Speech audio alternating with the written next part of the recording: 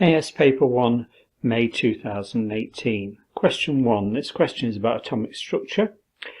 Figure 1 shows an atom of element R using the plum pudding model. An atom of R contains 7 electrons. State 2 differences between the plum pudding model from J.J. Thomson and the atomic model of the structure used today. Well, first of all, the nucleus contains protons and neutrons now. We've discovered that there's a nucleus containing protons and neutrons. In the plum pudding model, that wasn't established. And secondly, we know that electrons are now arranged in energy levels. So a nucleus with protons and electrons in energy levels. Deduce the full electron configuration of an atom of element R. Element R has got 1, 2, 3, 4, 5, 6, 7 electrons. So 7 electrons, 2 in the first shell, 5 in the second shell. It's got 7 in total, an atomic number of 7. It's nitrogen. 1s2, 2s2, 2p3. 2 add 2 is 4, add 3 is 7. So it's got 5 electrons in its outer shell. It's nitrogen. So if you wanted to try and find out the formula of R, so it's got nitrogen in it, a group 2 metal in the same period as R, so something else in period 2, so you've got hydrogen, helium, lithium, beryllium. So it's beryllium, Be, beryllium, boron,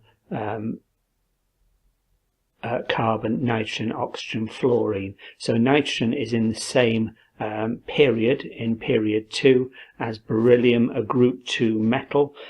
So beryllium is group 2, nitrogen is in group 5. So beryllium, if it formed ions, would form 2 plus ions. Nitrogen would form 3 minus ions because it's in group 5. So 2 plus ions and 3 minus ions. You'd need 3 beryllium to make 6 plus in total, and 2 nitrogen to make 6 minus. It's in group 5, gaining 3 electrons in each. So 2 pluses and 3 minuses. I'd need 3 2 pluses and 2 3 minuses.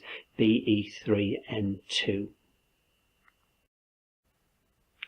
Question 2. This question is about sodium fluoride, NaF. So immediately I've been given a formula NaF, so I might have to do something with MR to convert it into moles. Some toothpaste contains sodium fluoride.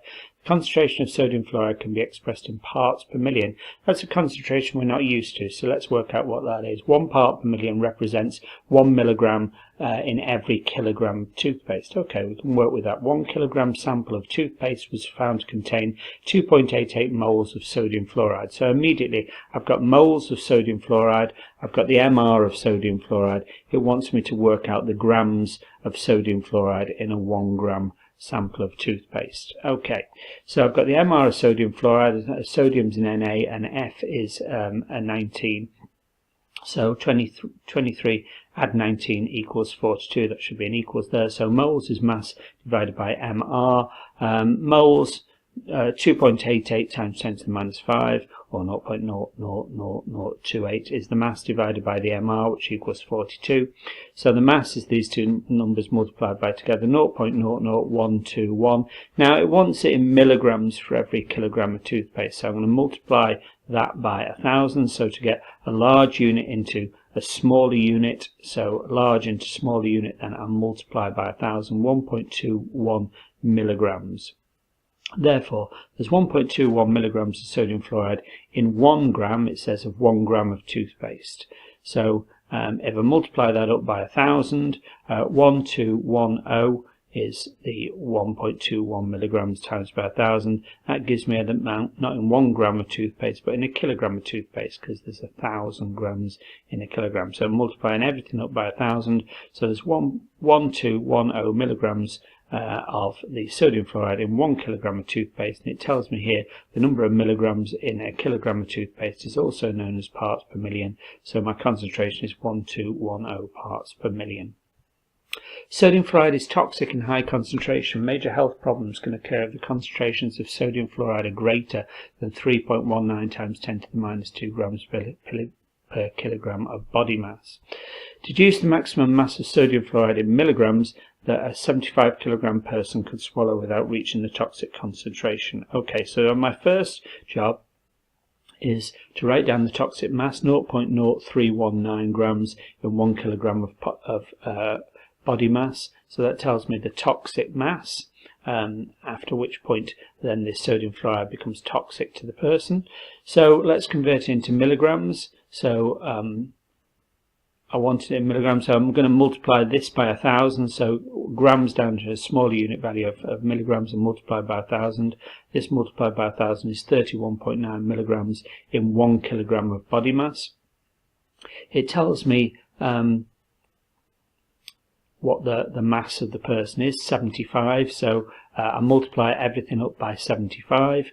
So if I had 1 kilogram of body mass now, I multiply it up by 75 to find out what concentration, what the toxic mass is rather in 75 kilograms, multiplied by 75 kilograms, 2390 milligrams. So I've got the amount in milligrams now that's toxic to a 75 kilogram person. The concentration of sodium fluoride in a prescription toothpaste is 2800. Use your answer to deduce the maximum mass of toothpaste in kilograms that a 75 kilogram person could swallow without reaching the toxic concentration. So the concentration is 2,800 parts per million. Let's remind ourselves what that is. That's the number of milligrams in 1 kilogram of toothpaste. So 2800 milligrams in 1 kilogram of toothpaste. So that's the concentration of sodium fluoride in normal prescription toothpaste. A person is allowed 2,390 milligrams before they get a toxic dose. So the person's allowed 2,390 milligrams. There's 2,800 in a kilogram of toothpaste, so they're allowed just less than a kilogram of toothpaste. 2,390 milligrams. They're allowed 2,800 in a kilogram of toothpaste. So if they have a kilogram of toothpaste, then they exceed the toxic level. So let's work it out as a fraction. 2390 divided by 2,800 is the fraction of a kilogram of toothpaste that they're allowed. 0.854 is the mass that they're allowed. Which of these is sodium fluoride? Well, first of all, the answer is B straight off, so I'll tell you why it's B straight first off. So sodium is Na. It has a proton number of 11. It means it's got 11 protons and 11 electrons. But in Na+, it's lost an electron. The plus means it's lost an electron. So it's still got 11 protons, but it's now got 10 electrons. F has got 9 protons and 9 electrons. It's got a proton or atomic number of 9. So it's got 9 electrons and 9 protons. F minus, and minus means it's gained an electron. So it's got 10 electrons and 9 protons. So they've both got the same number of electrons. They've both got the same electron arrangement. 1s2, 2s2, 2p6. 2 add 2 add 6 is 10. So they've both got that electron arrangement, but the difference is that sodium, Na, has still got 11 protons, and F has got 9 protons. So Na has got 9 protons, so same number of electrons, same electron configuration, but Na plus has still got 11 protons, whereas F minus has only got 9 protons. So Na plus is a strong nuclear charge, so it's going to attract the electrons, outer electrons more strongly. They're going to come in more closely, so Na plus is smaller than F minus, and that's why it's B. Question 3. A student heated a solid sample of NaCO3, that's sodium carbonate, XH2O. It means it's got waters in this substance. It's probably crystals. So it's got crystals with water in, but we're not sure how many waters, and that's what the X is for. And that's what you've got to try and determine. How many waters, how many XH2O, what is the value of X? How many waters in these crystals? And what they've done is they've taken a mass, the mass of the empty evaporating basin, the evaporating dish. They've got the mass of the evaporating dish plus the sodium carbonate with the waters in the crystals. And then they've heated it up for 1 minute to remove the water, and the mass has come down because the water's been removed. Use the data in the table to calculate X for the formula NaCO3 XH2O. Give your answer to 2 decimal places. So we've got to find X. So first of all, your first job is to find out how much of this solid Na2CO3 XH2O, how much of the solid sample has been put into the evaporating dish. Well, we know the mass of the empty evaporating dish. We know the mass of the evaporating dish with the solid in it, so you subtract those two. 25.47 take away 24.35, so the mass of the sodium carbonate Na2CO3H2O is 1.12 kilograms. Therefore, if you know the mass of this, once you've taken the water out, you can work out the water. So this is the mass of the solid sample before you've heated it, and after heating it, it's gone down to 24.92. Subtract those two, and you've got 0.55 grams of water. Now, if you know the mass of all of the solid sample, you know the mass of the water. If you subtract these two away, you'll work out the mass of the Na2CO3 on its own. So I've got the mass of the whole of the sample, 1.12, the mass of the water, 0.55, subtracted those two to work out the mass of the sodium carbonate that would be there without the water. Okay, so now then, I've got to work it out in moles. I need to work out the ratio. Now I've got Na2CO3, and now I've got XH2O, and I know how much XH2O I've got, I know how much Na2CO3, but it's in grams. I need it in moles so I can work out molar ratios and work out this X. So the MR of Na2CO3, and Na is 23, a carbons are 12, 3/16 for the oxygen, 106 moles is mass divided by MR. Mass of Na2CO3 is 0.57 divided by 106. I've got 0.0054 moles. Similarly for the water, MR is 1 plus 1 for the hydrogens, for the H is plus 16 for 1 oxygen, is 18 moles is mass, 0.55 for the water divided by 18, 0.0306 moles. So the ratio of the sodium carbonate in moles to the ratio of water is 0.0054 to 0.0306. If I divide by the smallest to get a better ratio, the smaller number there is the 0.0054, so divide both by 0.0054 and the ratio is 1 to 5.682. So for every 1 Na2CO3 I've got 5.682 waters. So X is 5.682. So for every 1 NaCO3 I've got 5.682 waters at once. It's 2 decimal places, so rounded up to 5.68. The correct value is 10, quite a long way out. Suggest a reason for the difference between the experimental value and the correct value. Well, what I'm not happy is, how do we know that after 1 minute all of the water has been removed? Surely you'd carry on heating it until this value didn't go down anymore, and then you'd know that all the water had been removed. Just by heating it for 1 minute, it doesn't necessarily mean that all the water has been removed. You'd carry on heating and keep taking the mass until the mass didn't go down anymore, and then you'd know that, that all the water had been removed. So the problem might be that you didn't remove all the water. A suggestion: heat for longer until the mass no longer changed, and therefore you'd know that all the water had been removed.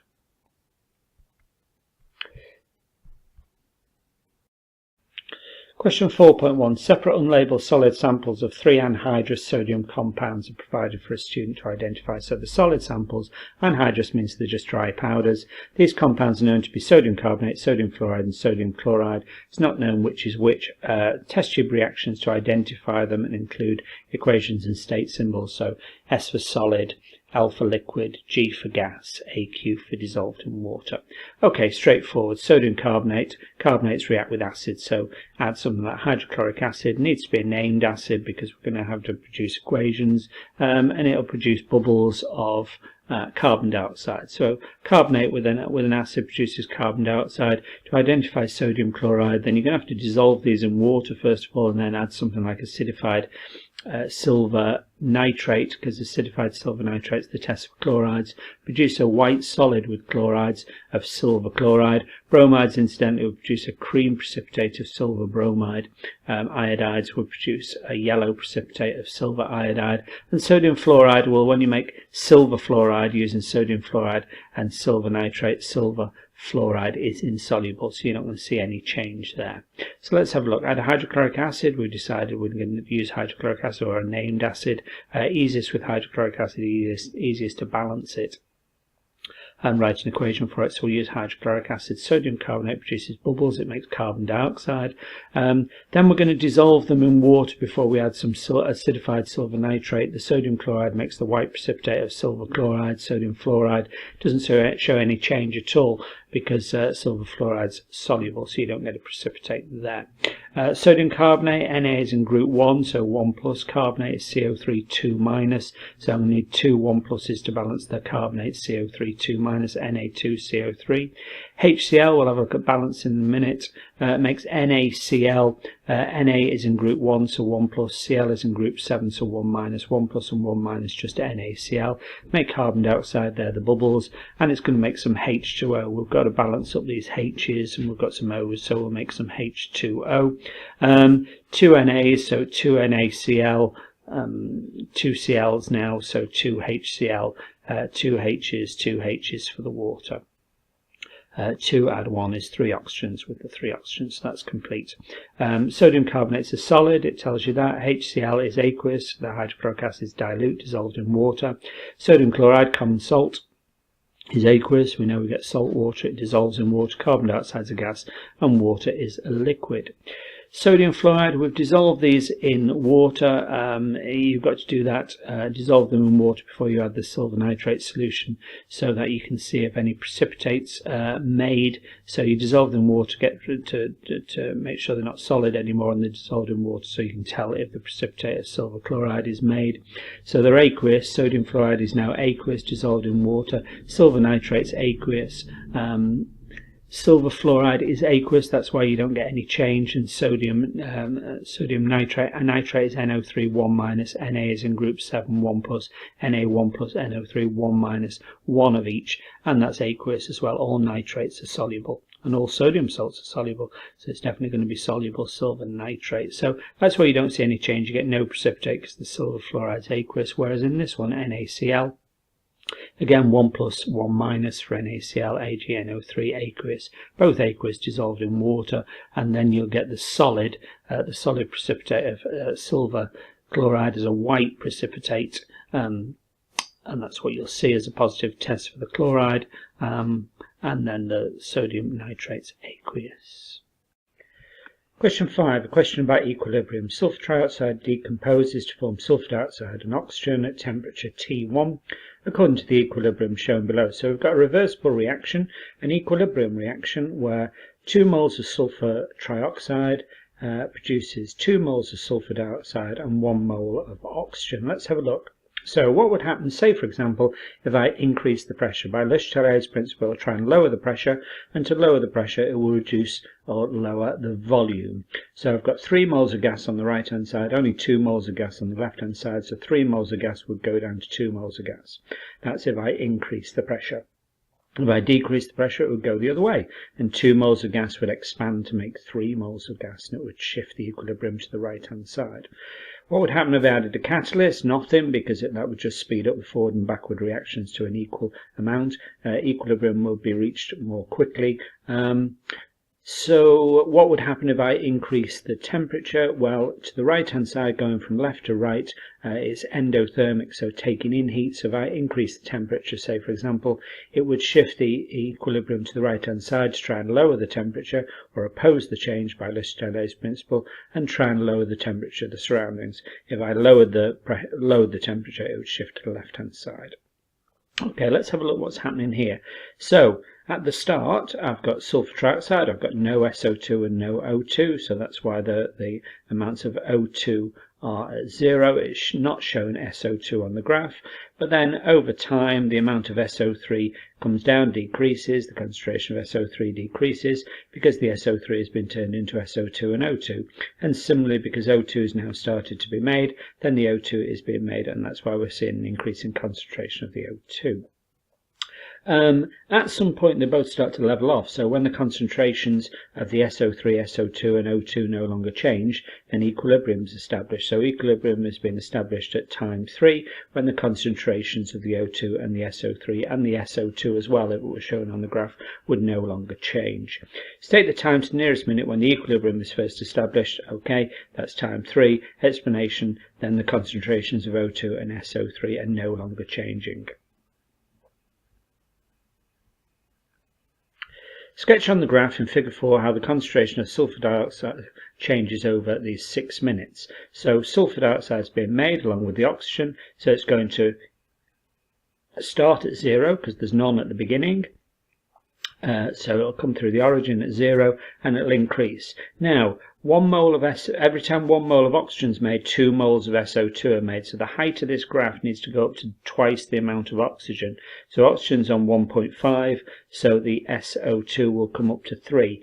Now, equilibrium's been made at established at time 3, so that's why when the concentration is going to level out, so it'll go through 0 up to 0.3, and at 3 minutes it will level out. It will look like that.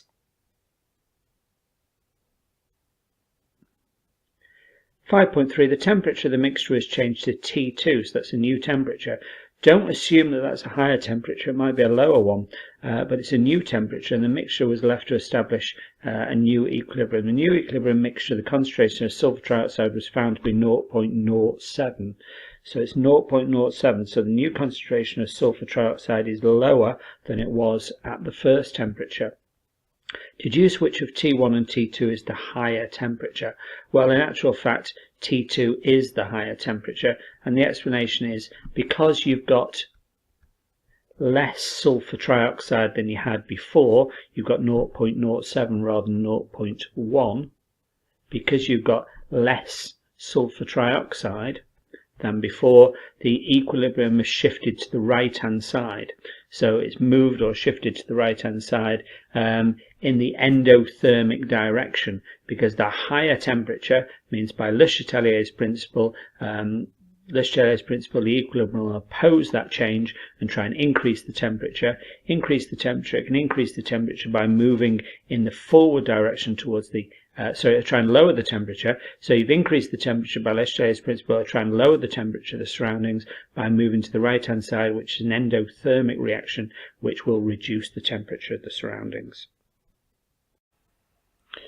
Question 6. The student determined the relative molecular mass, the MR, of an unknown volatile. Volatile means that it evaporates at a lower temperature. It's got a low boiling point.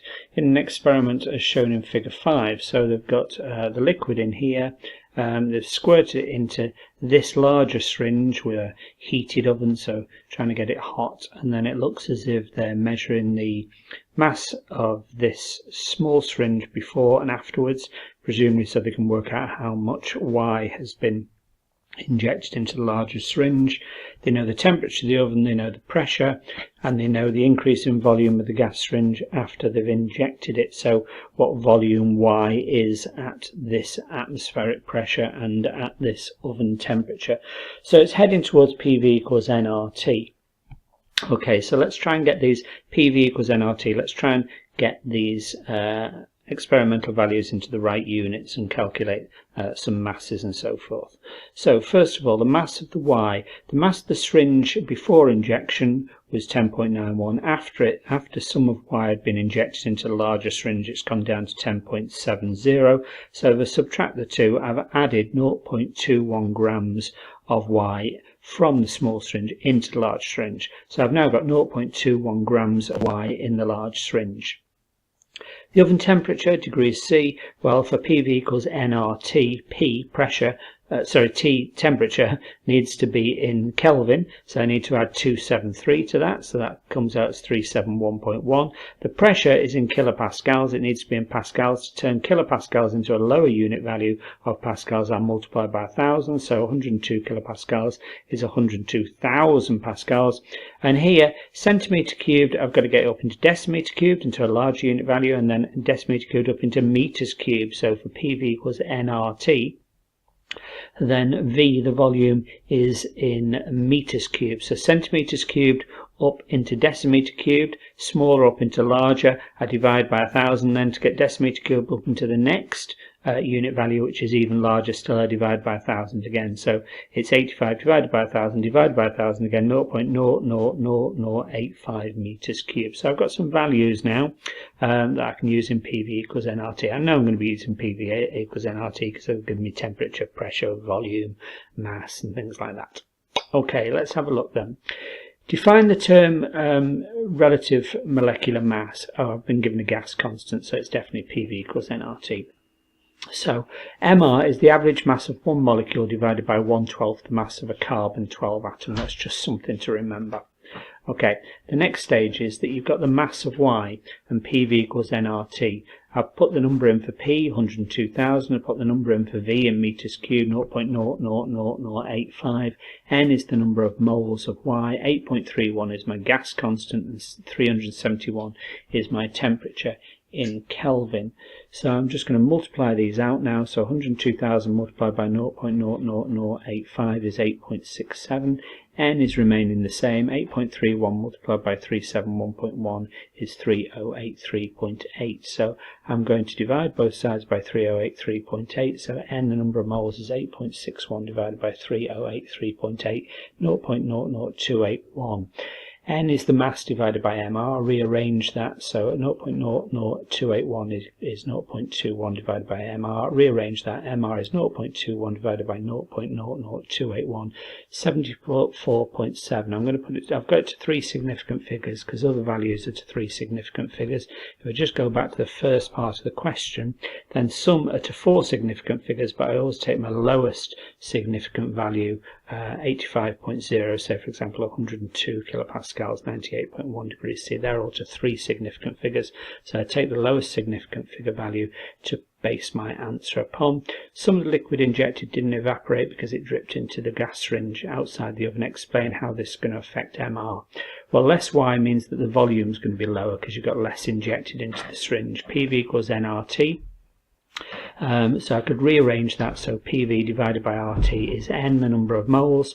So if the volume is lower on this side, V is lower, then N is going to be a lower value. N is mass divided by mR. If N is a lower value, mass equal mR is mass divided by N. So if nR is a lower value, then mass divided by a lower value is going to give a larger mR. So mR is larger than the real value.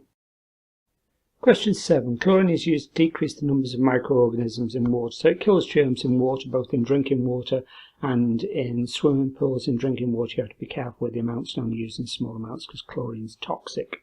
When chlorine is added to water, there's a redox reaction. So there's reduction and oxidation going on at the same time in the reaction.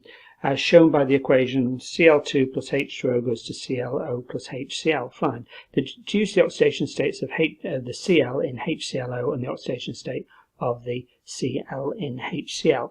Well, oxygen's -2 oxidation state is in group 6 of the periodic table, gains 2 electrons and becomes 2 minus.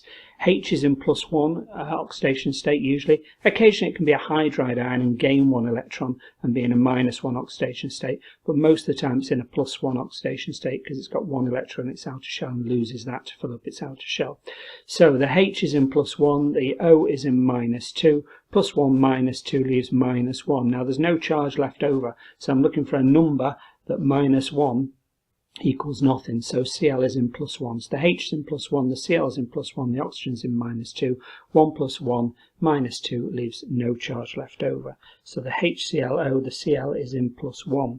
Now in HCl, H, as I've said before, is usually in +1 oxidation state, no charge left over, so the Cl must be in -1. +1 minus 1 leaves no charge left over. Give the two half equations. Remember, half equations, I've got electrons in them, E minuses, to show the oxidation reduction process that occur in this redox reaction.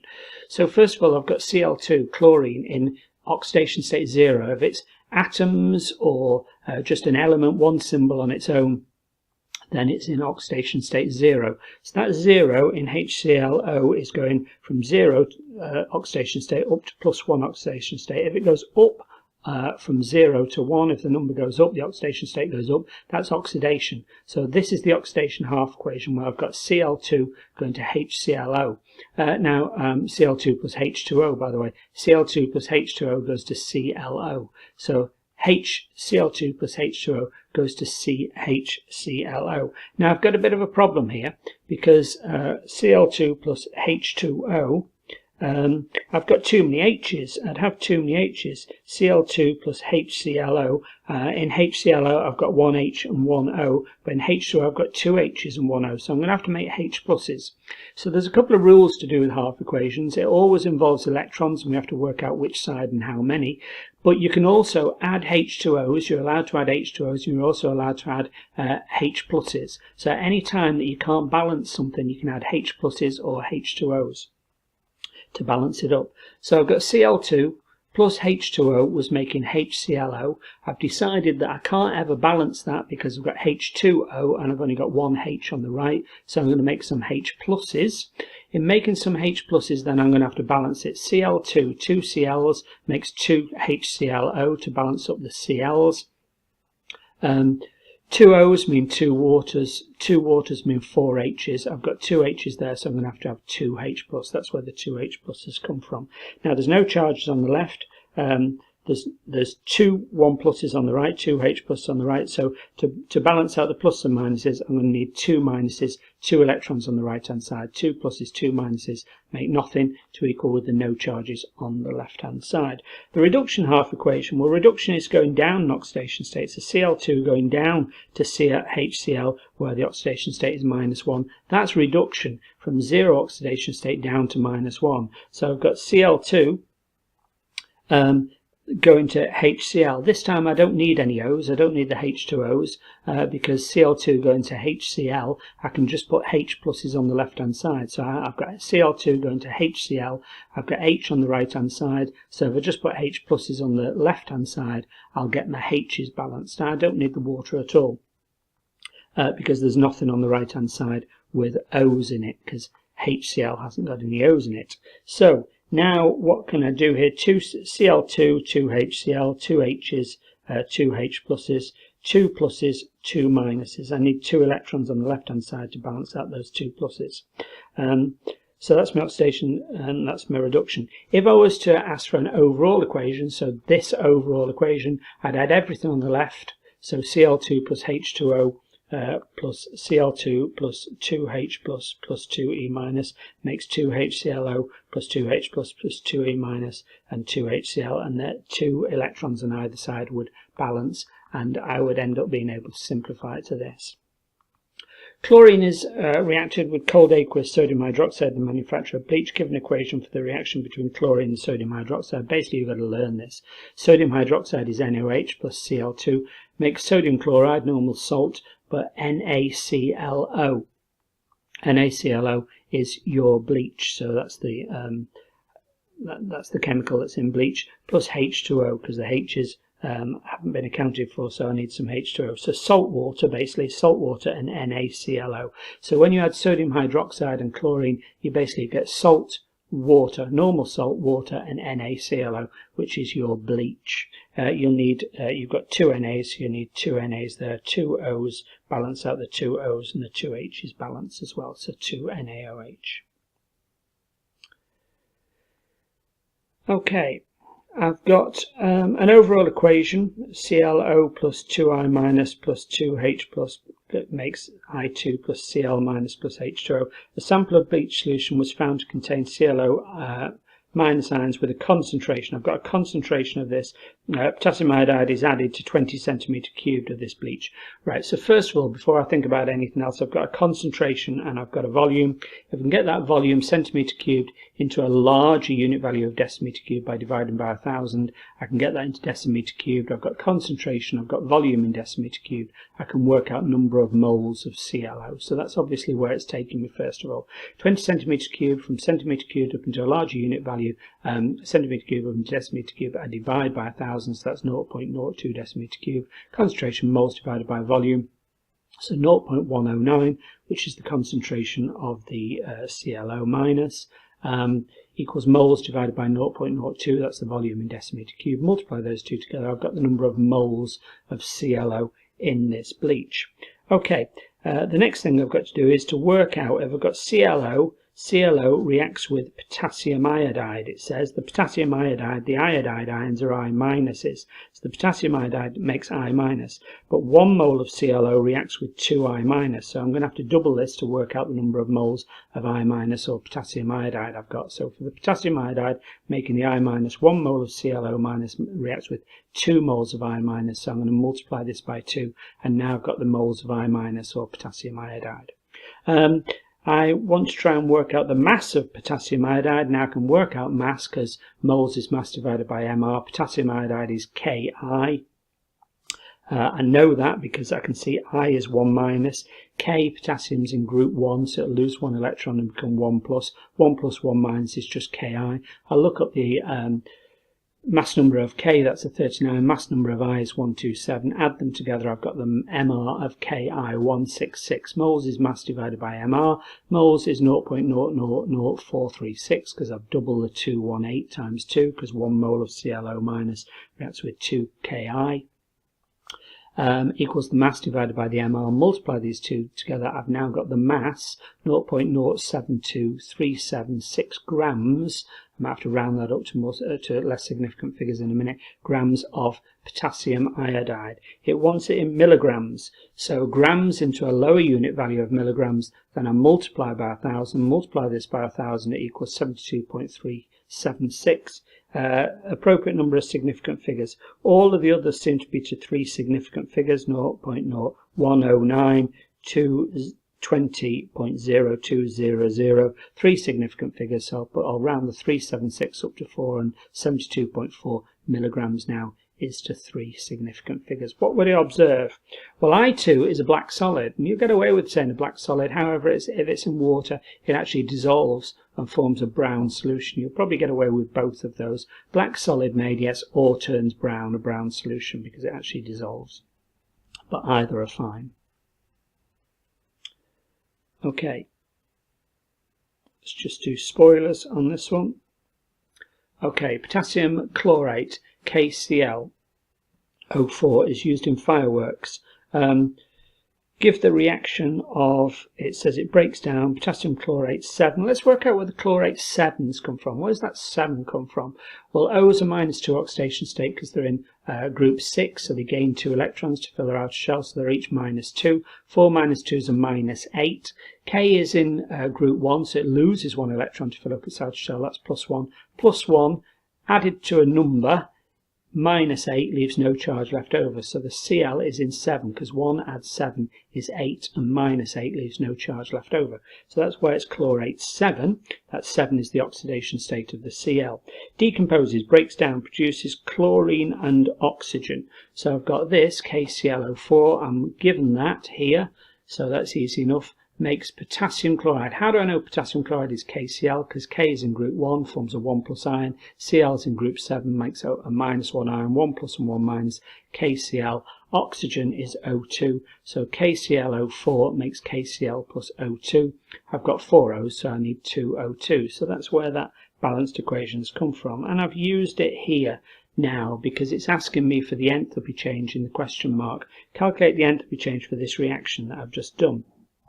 So I'll do a Hess's diagram. So I've got enthalpy of formation. Remember, formation is formation of 1 mole of these substances from its elements in their standard states. So from K, potassium, from Cl or Cl2, chlorine, from O, oxygen, as you'd normally find them in the lab. Standard states is as you'd normally find them in the lab at normal atmospheric pressure and 25 degrees C. So I find potassium as K, it would be a metal. Cl, Cl2, chlorine gas, pairs up in 2s so that each of the atoms can share an electron each and fill their outer shell with a by sharing a pair of electrons in a covalent bond. And similarly for oxygen, except it shares, they each put 2 into the covalent bond. It forms a double covalent bond because oxygen's in group 6 and it needs to share 2 electrons each to fill up its outer shell. But anyway, these are the elements in their standard states as you'd normally find them under conditions of normal room temperature and pressure. And so you're making these chemicals here, KClO4, KCl, from the elements in their standard state. So I've drawn it out as a visual diagram called a Hess's diagram, a Hess's cycle. So let's have a look. So Hess's law says it doesn't matter which way round you come. So if you start here at KClO4 and come round to elements in their standard states and then come round this way, it doesn't matter that you're coming round this way. The overall enthalpy change will be the same as if you go straight across there. So coming round this way in an anti-clockwise direction, KClO4 to make the elements in their standard states, and then the elements in their standard states to make KCl and O2.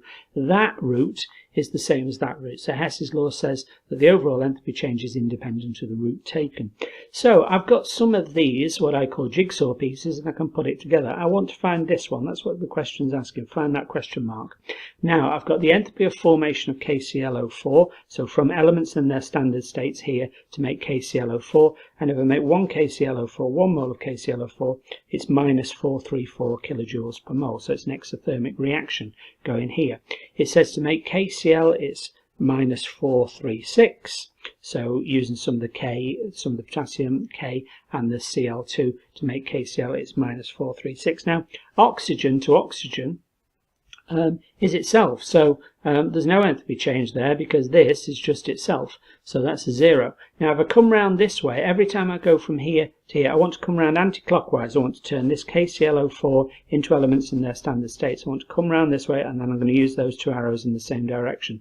I need to reverse that arrow. So instead of minus 434, it's going to be plus 434, plus 434, and then this arrow is going in the right direction, minus 436 and 0. So my answer is plus 434 minus 436 plus 2 lots of 0, or just 0 because there's no change there between the O2 going to 2O2, is minus 2 kilojoules per mole. Question 8. A sample of bromine was analysed with a time of flight mass spectrometer and found to contain 2 isotopes, 79Br and 81Br. So 2 atoms of the same element, same number of protons, same number of electrons, but different numbers of neutrons, and hence their different mass values of 79 and 81Br. After electron impact ionization, and that means you're going to bombard it with high energy electrons from something called an electron gun.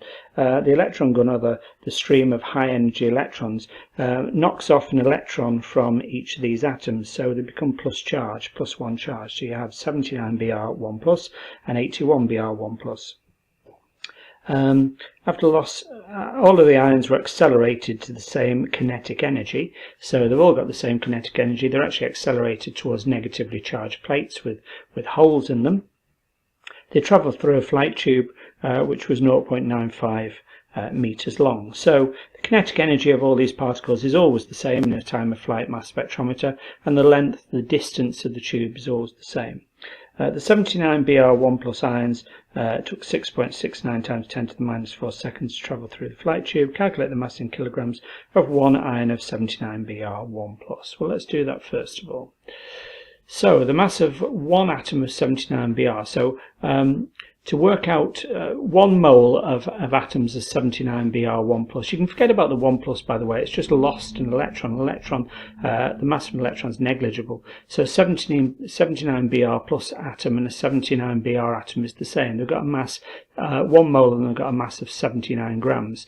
So that is that number of particles, Avogadro's number of particles in a mole. So if I take the 79 grams and divide by Avogadro's number, which is the number of particles, I'll get the mass of a particle in grams. 1.312 times 10 to the minus 22 grams.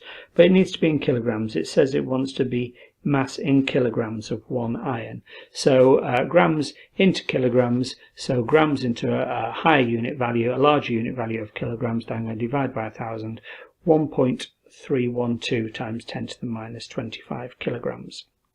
So that's your first part. Calculate the time taken for the 81Br 1 plus ions to travel through the same flight tube. So I'm going to have to use this information now. I've got the mass of the atom of the ion of 79Br, so 79Br plus. I've got the mass of it. Now velocity is distance divided by time. I've got the velocity of the iron, 0.950. I've got the time taken, 6.69 times 10 to the minus 4. I've now got the velocity of this 79 Br plus iron.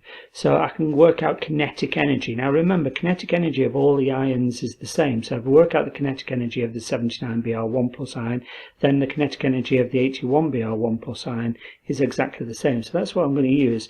I've now got the velocity of the 79 Br1 plus iron from distance divided by time. I've got its mass.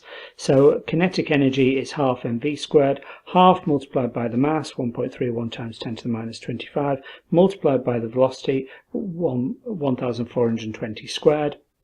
So the kinetic energy of 79 Br1 plus is 1.32 times 10 to the minus 19. It's in joules. The kinetic energy of all the particles entering the tube is the same, so not entering the tube but accelerated towards the plate, so you make sure that kinetic energy is the same when they're in the tube, accelerated towards the plates. And the kinetic energy of 81 Br equals half mv squared is exactly the same, so I've worked it out for 79 Br1 plus, it must be the same for 81 Br1 plus, 1.32 times 10 to the minus 19 joules. Half mv squared, so I'll multiply both sides by 2, so now instead of half mv squared I've got mv squared is 2 times 1.32 times 10 to the minus 19, 2.64 times 10 to the minus 19. So I've now got mv squared. I can work out the mass of an 81 Br. It's 81 divided by Avogadro's number. That gives me the mass in grams of one atom, one iron. 7981 Br is 1.345 times 10 to the minus 22 grams. Convert it into kilograms by divided by 1,000. Now we've got the mass of one 81 Br1 plus iron is 1.345 times 10 to the minus 24 kilograms. So now I've got the mass. So mv squared was 2.64 times 10 to the minus 19. So the mass 1.345 times 10 to the minus 25 times v squared is 2.64 times 10 to the minus 19. So put that line twice, so v squared is 2.64 times 10 to the minus 19 divided by 1.34 times 10 to the power 25, 1.96 times 10 to the power 6. Square root both sides, so v squared is the square root of that, 1.4 times 10 to the power 3. And now I can finally say that the time I can work out time because I've got v. V is 1.43 times 10 to the power 3 here. Distance is the length of the tube, 0.950, that's not changed, divided by time. So time is 0.950 divided by 1.4 times 10 to the minus 3, 6.80 times 10 to the minus 4 seconds. Explain how ions are detected and relative abundance, that means how common they are, how many of them there are, is measured in a time of flight mass spectrometer. When the ions hit a detector plate, then the plus ion accepts an electron. It turns back from a plus ion into an atom. It gains an electron, accepts an electron. So the ion hits the detector and accepts or gains an electron. That creates a current, and the larger the current, the greater abundance of the ion, the more ions are hitting that plate. Question 9. This question is about compounds containing fluorine. Now I've got a shape of a molecule, krypton difluoride, KrF2. It wants the shape produced by KrF2 and suggesting a bond angle. Now krypton is in group 0 or group 8. It's got 8 electrons in its outer shell. So 2 of them are bonded to F, so I've got 2 bonding pairs. And so of the 8 electrons, there are 6 remaining. So after the 8 electrons have had 2 involved in bonding pairs with the 2 Fs, then I've got 6 remaining. I've got 3 lone pairs. So I've got 3 lone pairs and 2 bonding pairs. So I've got 5 pairs in total. So it's you would think it wouldn't be planar. However, the 3 lone pairs will repel equally and as far apart as possible. So they will go into a trigonal planar shape in the middle. They will repel equally to a bond angle of 120. And then the 2 F2s, the 2 bonding pairs, will repel as far away from that plane of 3 as possible and go up and down. So it will produce something that looks like that. So the 3 lone pairs repel equally. given between them there'll be an angle of 120. However, then the two F's repel as far away from those three lone pairs as they can do and go up and down in a linear shape. Now, when you consider the shape, then you don't involve the lone pairs. They influence the shape, but you actually don't see those. They're too small to see, and so it's a linear shape. You could draw it like that instead if you wanted to. Either way is acceptable for the mark, and the name of the shape is linear. Bond angle is 120 because you ignore the lone pairs when you consider the bond angle. A bond angle is only the angle between the bonding pairs. There are two lone pairs of electrons on the oxygen atom of a molecule of oxygen difluoride. Now, oxygen's in group 6, so 6 electrons in its outer shell bonding 2 F's, so there's 2 bonding pairs, and there's 4 electrons left over after 2 of the 6 electrons have been involved in bonding pairs. So I've got 4 electrons left over, 2 lone pairs. I've got 2 lone pairs and 2 bonding pairs. So they'll go in a sort of tetrahedral shape, but when you consider the actual 2 bonding pairs, they're in a V shape and they're pushed closer together. So if you have a regular tetrahedral shape with 4 bonding pairs, the bond angle is 109.5 in something like methane, CH4. And then if you have something like ammonia, NH3, where you've got 1 lone pair and 3 bonding pairs, when a bonding pair is replaced by a lone pair, the bond angle comes down by 2.5, so it goes from 109.5 down to 107. And then when you replace another bonding pair with another lone pair, like in OF2 or in H2O, then the bond angle comes down by another 2.5 from 107 to 104.5. And the reason that happens is that the bond angle gets reduced and reduced and reduced, lower and lower and lower, is because lone pairs repel more than bonding pairs. So the lone pair to lone pair repulsion is greater than the lone pair to bonding pair repulsion, which is greater than the bonding pair to bonding pair repulsion. Silicon tetrafluoride SiF4 is a tetrahedral molecule. Deduce the type of intermolecular forces in SiF4. Well, silicon's in group 4, 4 bonding pairs, so all of its 4 outer electrons are involved in bonding. It's going to be a tetrahedral shape with a bond angle of 109.5. So it's completely symmetrical, 4 bonding pairs in a tetrahedral shape. So fluorine is more electronegative than silicon, so the fluorine is going to have a slight delta minus charge and the silicon is going to have a slight delta plus charge. However, there's no permanent dipole because it's completely symmetrical. All of those polar bonds, all the delta plus and delta minuses, cancel each other out, so there's no permanent dipole. So even though you'd expect it to have dipole-dipole bonding if there's electronegative atoms in there like F's, it's not going to have any hydrogen bonding in there. There's no H to F or H to N to H to O, but it might have dipole-dipole bonding, or at least you'd think so, because of the F's being electronegative, but it doesn't so because it's completely symmetrical, and so there's no permanent dipole. The delta plus and delta minuses cancel each other out, and so what's left? Van der Waals forces, the attraction between the electrons in one molecule and the protons of the in the nucleus of other atoms in another molecule. Question 10. Which row shows the bonding in ammonium chloride? Tough question this. You've got to know how ammonium chloride's made. It's made from ammonia, NH3, and hydrogen chloride or hydrochloric acid. So ammonia looks like this. N's in group 5, got 5 electrons in its outer shell. 3 are involved in covalent bonds with 3 H's, and there's a lone pair left over. So these 3 N to H's are covalent bonds. So it's either A, B or C straight away. Now, what actually happens is this lone pair of electrons is donated to the H, and so that pair of electrons there is from the N. So when the N bonds to the H to form NH4, that lone pair of electrons there, that pair of electrons comes from the N to form that covalent bond here. And when a covalent bond is formed and both electrons come from one of the atoms rather than each of the atoms putting 1 electron in each, when the pair comes from one atom, that's called a dative covalent bond. So that's a dative covalent bond there. So it's either now B or C. The question is it ionic? Well, when the N gives the pair of electrons away, the N becomes plus, and the Cl breaks off and gets these 2 electrons here and it has electrons moved onto it, becomes minus, so you get charges. So it's got all three. The answer is C. It's got covalent bonds between the N and the H's. It's got a dative covalent bond between this N and this H, and it's got charges because the N has given away electrons when it's formed this dative covalent bond and become plus, and the Cl has become minus when this bond here between the H and the Cl has broken, and the Cl has taken both of the electrons and become minus. How many protons in 6 grams of nitrogen gas? Well, first of all, so the answer is C. First of all, nitrogen is N2, so 2 N's.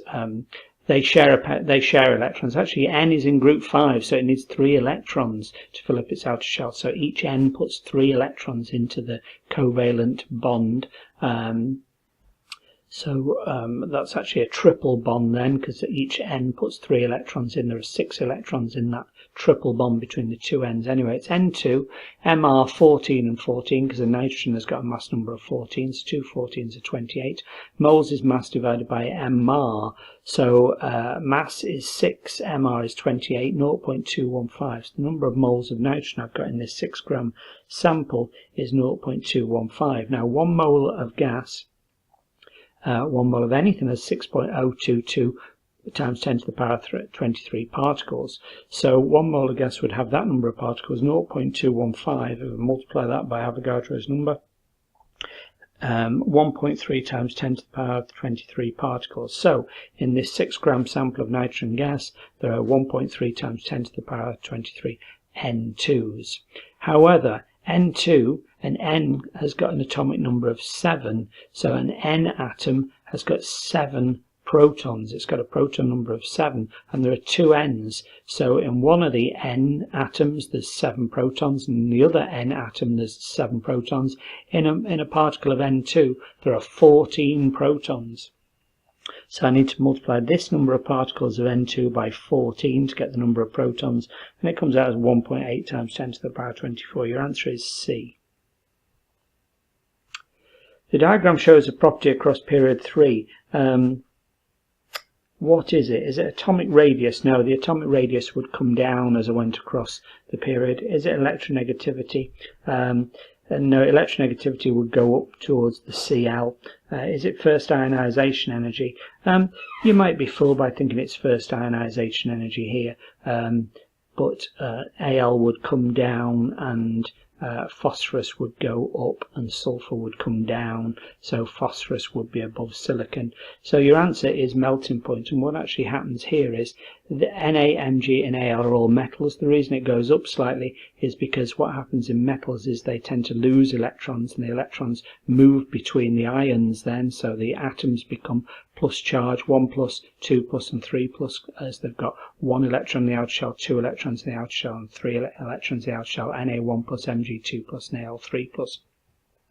And so the size of the ions increase from 1 plus to 2 plus to 3 plus. The number of delocalized electrons moving between these ions increases, and the bonding in a metal is the attraction between these ions and the delocalized electrons. So as you get in a larger plus charge on each of these ions and more delocalized electrons attracting the ions, then no wonder the melting point goes up as the bonds between the ions increases. Silicon's macromolecular, so it's a large covalent structure, and that's very strong between lots of covalent bonds in a very large molecular structure. P4 and S8 are molecular. S8 has got more atoms, so more electrons, so more van der Waals forces. That's why it goes up slightly, but they've come down, so they're sort of single molecules rather than very large molecular structures. So single molecules, 4 P's, 4 phosphorus atoms in a molecule, 8 S atoms in a molecule, and as I say, the slight increase there to S is because there are more atoms in S8 than there are atoms in P4, and so more electrons, and so more van der Waals force in S8 than P4. Cl2 is just Cl, and the Cl bonded together with a covalent bond. And so there's van der Waals forces between these very small molecules, and they are single atoms. They have got full outer shells, so they don't bond even to each other. So they just have van der Waals forces between them. So that's why it comes down slightly. Your answer is D. A 30 centimetre cube sample of nitrogen was reacted with 60 centimetre cube sample of fluorine according to this equation. 0.5 moles of nitrogen react with 1.5 moles of fluorine to make 1 mole of NF3. So let's have a look at this then. The answer is D, but I'll show you why it's D. 0.5 moles of N2 react with 1.5 moles of F2 to make 1 mole of NF3, or I can double that, 1 mole of N2 with 3 moles of F2 to make 2 moles of NF3. And in terms of moles with gases, in terms of the ratio, I can just turn those into volume, because the volume equates to moles. So 1 mole of N2 with 3 moles of F2 would make 2 moles of NF3. I could say 1 centimetre cubed of N2 reacts with 3 centimetre cubed of F2 to make 2 centimetre cubed of NF3. Or I can multiply by 20. So 20 centimetre cubed of N2 reacts with 3 times 20 is 60 centimetre cubed of F2 to make 40 centimetre cubed of NF3. So the 60 centimetre cubed of fluorine is all used up. I've got 20 centimetres cubed of the N2 out of the 30 reacting, and it's going to make 1 mole would react with 2, so it's going to make 40 centimetres cubed of NF3. So what have I got left over in the mixture? I've got 10 centimetres cubed of nitrogen left over. I've used up all of my fluorine, and I've made 40, that should say 40 centimetres cubed of NF3 made. So 10 centimetres cubed of N2 left over, 40 centimetres cubed of NF3 made, 50 centimetres cubed. That's why my answer is D. Question 14. Which substance is used to reduce titanium fluoride in the extraction of titanium metal? The answer is magnesium. A. However, it's now been taken off the syllabus, so that's unlikely to appear. Which statement about barium sulfate is correct? Barium sulfate is a white solid used in something called barium meals. So soluble barium compounds, it should say, react with sulfuric acid to make barium sulfate. So if you had something like barium chloride or barium nitrate, it would react with sulfuric acid to make barium sulfate. So barium sulfate is a white solid. It's used to test for barium compounds. Alternatively, you can get a barium compound to test for sulfate. So if you had something like sodium sulfate reacting with barium chloride can be used to test for sulfate, sodium sulfate or potassium sulfate. It would make barium sulfate. Anyway, barium sulfate is an insoluble white solid, and it's actually used in barium meals. So you ingest it, you swallow a barium meal containing a suspension of barium sulfate as a solid. It should be toxic, barium should be toxic, but because it's insoluble, it doesn't dissolve in bodily fluid, it doesn't get into the bloodstream, and therefore it's not toxic.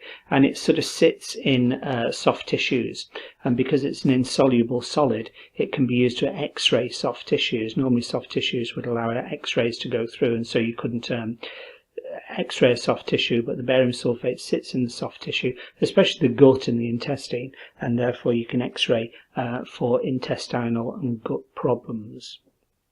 So your answer is B. Which statement is correct about the reaction between sulfuric acid and sodium bromide? We need to know the equation. Concentrated sulfuric acid reacts with hydrogen bromide or sodium bromide, doesn't really matter, sodium bromide, bromide, sodium bromide, hydrogen bromide, and makes bromine, which is a brown solution, or sometimes orangey brown fumes, and sulfur dioxide, which is a choking gas. And if you think of sodium bromide or hydrogen bromide, hydrogen and sodium are both in group 1. They've got an oxidation state of +1, so the Br, the bromide is Br minus, -1 oxidation state. And if it goes to bromine, which is just an element, Br2, then that's oxidation state 0. So it's gone from -1 up to 0. It's been oxidized, so its oxidation state has gone up from -1 to 0, and so it's been oxidized. So the concentrated sulfuric acid is causing that oxidation. It's an oxidizing agent. So let's have a look. Bromine ions are reduced. No, they're oxidized. Hydrogen bromide and sulfur are formed. No, bromine and sulfur dioxide are formed. Sulfuric acid acts as the oxidizing agent. Yes, it causes the bromide to be oxidized into bromine. Bromine and hydrogen sulfide are formed. No, bromine is formed, but sulfur dioxide as a choking gas is formed, and not hydrogen sulfide, which would have the smell of bad eggs. So your answer is C. Which compound is used to treat the symptoms of indigestion? Well, acid indigestion. Indigestion is when you get acid in your stomach, and so you're going to need an alkali or a base. You're going to need a hydroxide. And it's actually magnesium hydroxide that's used in indigestion tablets. So hydroxide is a base or an alkali, reacts with acid indigestion. It's less soluble than calcium hydroxide, so it can be swallowed more easily as a tablet. B is used in indigestion tablets, magnesium hydroxide. Which element has the highest first ionization energy? Now, so as you go across the period from sodium to magnesium, aluminium, silicon, phosphorus, sulfur, chlorine, and argon, they tend to go up. That's no surprise, because as you go across the period, you're getting more and more protons, so you can get a greater nuclear charge. So attraction, a greater nuclear attraction for the electrons, the outer electrons, and so it needs more energy to remove the first electron from 1 mole of a gas. However, there's a few anomalies in there. So what happens is, because you get s and p orbitals, then that's 3s1 rather, 3s2, and this aluminium has got 3s2, 3p1, so that's removed from a p orbital. Now a p orbital is further from the nucleus than an s orbital, and therefore if it's further from the nucleus than an s orbital, that 3p1 electron is more easily removable, and it's less energy to remove because that p electron in a p orbital is further from the nucleus. Then you get 3p1, 3p2, 3p3. Now 3p3, a p orbital contains 6 electrons, so these 3p3, these 3p electrons in the p orbitals are not paired, whereas this one has p4, so it has 3p electrons and a 4th p electron, and that forms a pair and they repel, and that repulsion means that that 4th p electron is more easily removed, and that's why it comes down slightly. So your lowest one is not actually phosphorus, it's actually sulfur, because that comes down slightly. So your answer is the highest first ionization energy is phosphorus, because sulfur comes down slightly. So your highest first ionization energy is phosphorus, as it comes down slightly to sulfur, removing that 4th p electron that pairs with one of the p electrons here. So 3p3, all single, all not paired up, and the pair then repels, and the 4th electron is more easily removed. So P, phosphorus, has the highest first ionization energy. A solution at volume 500 centimetre cubed contains 150 grams of ammonia. What's the concentration? Well, we need to get this into decimetre cubed by dividing by 1,000. We need to turn this into moles using the MR of ammonia. So ammonia is NH3, MR is 14, add 1, so 14 for the nitrogens, 1 each for the hydrogens, 17. Moles is mass divided by MR. Mass is 150 grams divided by 17. You've got 8.82 moles of ammonia. Now my volume is 500 centimetre cubed. To get 500 centimetre cubed up into a large unit value of decimetre cubed, I divide by 1,000. 500 divided by, that should say 1,000, is 0.5 decimetre cubed. So concentration is moles 8.82 divided by 0.5, 17.64. My answer is D. Question 20. A student devised an experiment to find the concentration of sulfuric acid in a sample of battery acid. A measuring cylinder was used to add 10 centimetre cubes of the battery acid to a volumetric flask. Distilled water was added up to the 250 centimetre cube mark. A sample of the acid was then transferred into a volumetric flask. From the volumetric flask to a conical flask using a pipette. A few drops of methyl orange indicator. It tells you about methyl orange indicator, by the way. It says methyl orange indicator is red in acid, so when you put the methyl orange indicator into the battery acid in the conical flask, it's going to be red. And then it was titrated against sodium hydroxide. Now sodium hydroxide is an alkali or a base, so yours use an acid and a base in the titration. And so the sodium hydroxide is going to slowly neutralize the acid, and at the point of neutralization, then the methyl orange indicator, it says it goes yellow on neutralization once you've got a neutral solution or a slight excess of the alkali in the conical flask. The titration was repeated several times, but concordant results, that's where no more than where there's no larger than 0.1 between any 0.1 centimetre cube between any of the two titrations, and that wasn't obtained. What suggestion could be improved to used to improve the chances of obtaining concordant time titers? So, inverting the volumetric flask to help dissolve the battery acid, that's a good idea. Washing the pipette, well, you don't wash the pipette, you don't wash the burette, you might wash the conical flask, but you don't wash anything used to deliver accurate concentrations. So, something like the pipette will dilute the solutions, that's going to introduce error. Adding extra indicator, no, that's not a good idea, that introduces extra error. More concentrated sulfuric acid in the burette means less is delivered from the burette, and so you're getting smaller volumes delivered from the burette. Now, to increase accuracy and to lower percentage error, you want more from the burette, not less. So your answer is A.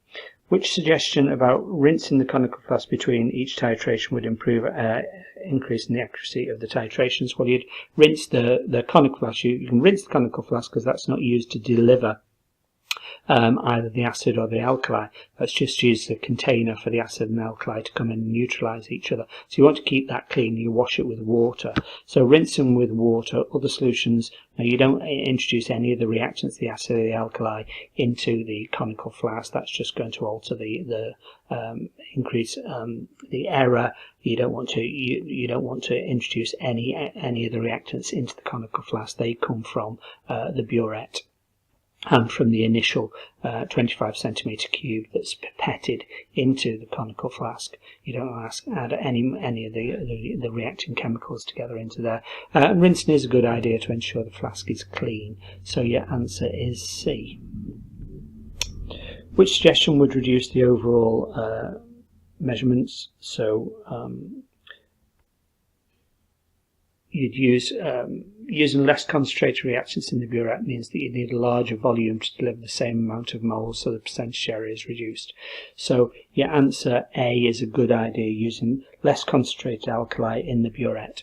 So less concentrated alkali means that you've got to deliver more of the alkali to get the same number of moles from the burette, moles of alkali, and a larger volume means less of an error, because remember, percentage error is the error in the apparatus, which is fixed, the error in the burette, which might be plus or minus 0.1 centimetre cube, let's say, divided by the volume that's actually delivered. So if you increase the volume delivered, the amount that comes out of the burette, by using a more dilute solution, then your percentage error comes down, because this is a fixed number, a constant, divided by a large number.